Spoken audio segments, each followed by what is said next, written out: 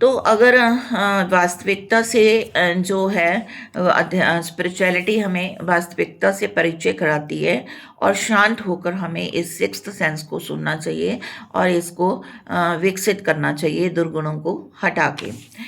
उसके बाद है कि हमारे अंदर इतनी क्षमता है कि हमें आने वाले भविष्य में क्या होने वाला है उसका पूर्वाभास भी हो जाता है। हमें पहले से ही पता चल जाता है कि शायद कुछ अच्छा या बुरा होगा। तो दूरदर्शी जो है वो हम में डेवलप हो जाती है। मन शांत रहता है, मानसिक शक्ति का विकास होता है। तो इसके साधना जो है, साधना के माध्यम से हम भविष्य को भी जो है वो देख सकते हैं। अब व्यक्ति में महानता का अवतरण होगा कैसे? तो उसके लिए हमें स्वाध्याय करना पड़ेगा, सत्संग में जाना पड़ेगा। ठीक है, स्वाध्याय क्या है कि आप सबसे पहले तो स्वयं का अध्ययन करिए, अपने आप का एनालिसिस करिए कि आप में क्या क्या गुण हैं और क्या क्या अवगुण हैं। आप में कौन कौन सी संभावनाएं हैं जो विकसित हो सकती हैं और किन बातों की वजह से आप आगे नहीं बढ़ पा रहे हैं। तो स्वयं का अध्ययन करना चाहिए और यदि आप ऐसा करेंगे तो आपको प्रेरणा मिलेगी और बहुत सारी संभावनाएं जो है वो विकसित हो जाएंगी। तो इसके लिए आप अच्छी पुस्तकों का अध्ययन करें, अच्छा सुने और जो भी महापुरुषों ने कहा है उसको सीखने की कोशिश करें। तो इससे परिवर्तन आएगा। अगर लगातार आप स्वाध्याय करते रहेंगे तो ये परिवर्तन जो है वो लगातार बना भी रहेगा। इससे आप अच्छी बातें सीखेंगे, अच्छे विचार सीखेंगे और नित्य पढ़ते रहेंगे तो महामानव से देव मानव बन जाएंगे। और हमें अच्छा सुनना चाहिए, अच्छा ही ग्रहण करना चाहिए। तो छोटी सी कहानी है कि एक साधु से राजा मिला। तो साधु जो था उसके पास बहुत सारी सिद्धियां थी। तो राजा ने साधु से कहा कि आप सारी की सारी सिद्धियां जो हैं आप मुझे दे दो। ठीक है। तो वो जो साधु थे वो मान गए और उन्होंने कहा कि लेकिन इसके ऊपर लाखों रुपए का खर्चा भी होगा। अब राजा ने कहा ठीक है, कोई बात नहीं।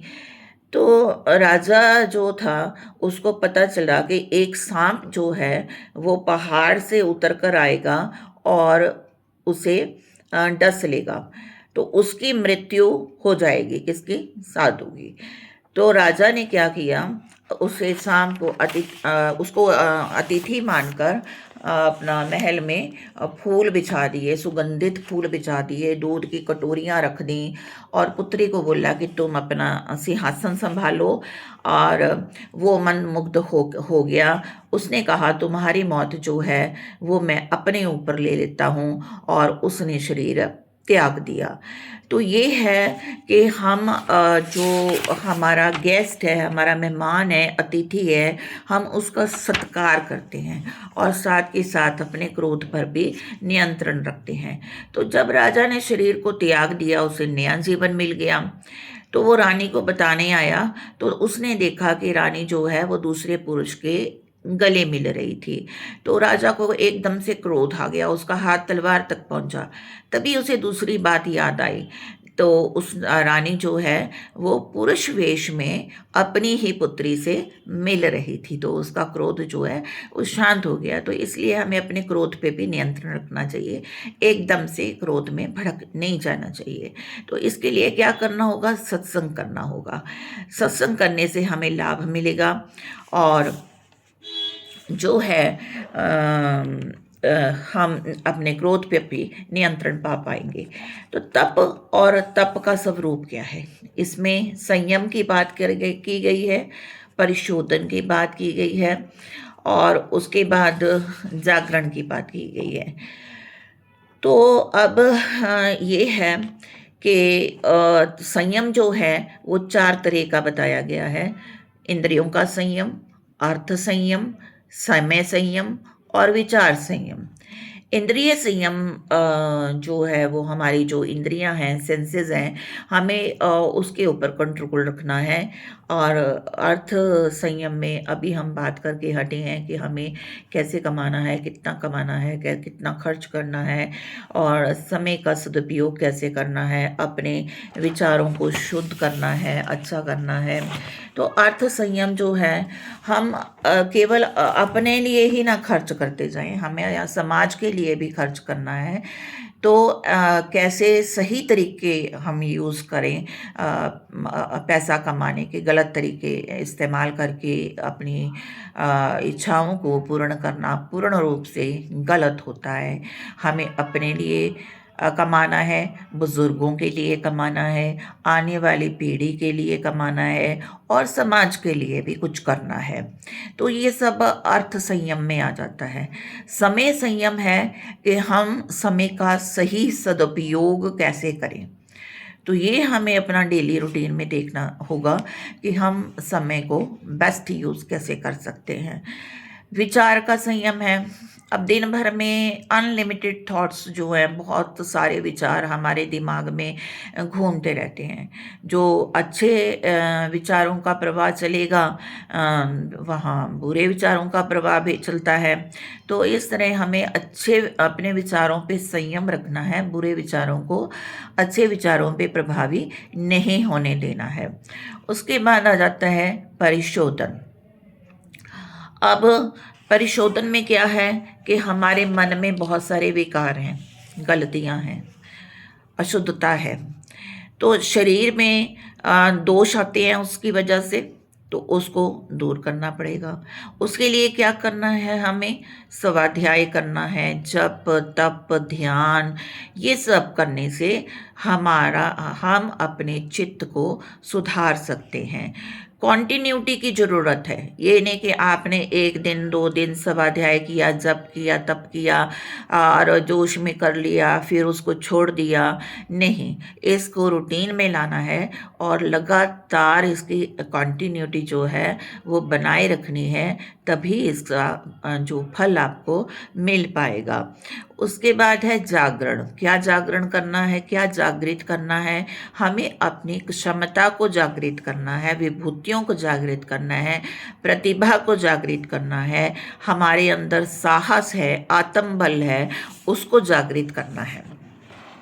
तो तप जो है, अब उसके 4 प्रकार बताए गए हैं। एक है मानसिक, दूसरा है वाचिक और तीसरा है शारीरिक। अब पहले मानसिक की बात करें तो काम, क्रोध, लोभ, मोह, इन सब को दूर करना है। तो मन जो है वो शांत हो जाएगा। बुद्धि को शांत रखना है, मन को शांत रखना है हमें। दूसरा है वाणी का, वाचिक माने वाणी का। तो जब वाणी का तप क्या है कि हमें बुरा नहीं बोलना, निंदा नहीं करनी, और सत्य बोलने की कोशिश करनी चाहिए, दूसरों से मिठास से बोलना चाहिए। तो इस सब से क्या है कि आपके अंदर भी कॉन्फिडेंस आएगा। जब आप प्यार से, मिठास से और अच्छे से, क्या कहते हैं उसको, बुरा नहीं बोलेंगे किसी को, निंदा नहीं करेंगे किसी की, तो आप में अपने आप एक कॉन्फिडेंस डेवलप होगा। तो उसके बाद जो है हम बात करते हैं कि अच्छी पुस्तकों का जो अध्ययन करते रहते हैं, तो उसका भी हमें वाचिक तप में फ़ायदा मिलता है। फिर आ जाता है शारीरिक। शारीरिक तप कैसे होगा कि जैसे उपवास है, व्रत है, ठंड है, गर्मी है, बारिश है, व्यायाम है, ब्रह्मचर्य का पालन करना है, मन को कंट्रोल में लाने की कोशिश करनी है। तो ये सब जो है शरीर से रिलेटेड है। तप जो है उसकी 12 रिश्माएँ जो हैं बताई गई हैं, जैसे अस्वाद है, तितिक्षा है, कर्षण है, उपवास है, गव्य कल्प है, प्रदातव्य है, निष्कासन है, साधना है, ब्रह्मचर्य है, चंद्रयान है, मौन है, अर्जन है और परम तप है। तो आपके अंदर जो कुछ भी छिपा हुआ है उसको एक्सप्लोर करिए, दूसरों को उसका लाभ दीजिए और अपने आप को एनर्जेटिक बनाइए। तो योग जो है अर्थात जीवन साधना, तो योग भी 3 तरह का बताया गया है। कर्म योग है, भक्ति योग है और ज्ञान योग है। कर्म योग का मतलब है कि कर्म ऐसे होने चाहिए आपके कि जिसका बेनिफिट दूसरों को मिले, और आप जो भी काम करते हैं उसको स्वार्थ रहित होकर करिए। गीता में भी कृष्ण ने कहा है कि जो है कर्म है और वो हमें निस्वार्थ भाव से करने चाहिए और फल की इच्छा भी नहीं करनी चाहिए। शक्ति योग क्या है? भगवान के प्रति समर्पण की भावना है, सांसारिक बंधनों को तोड़ना है।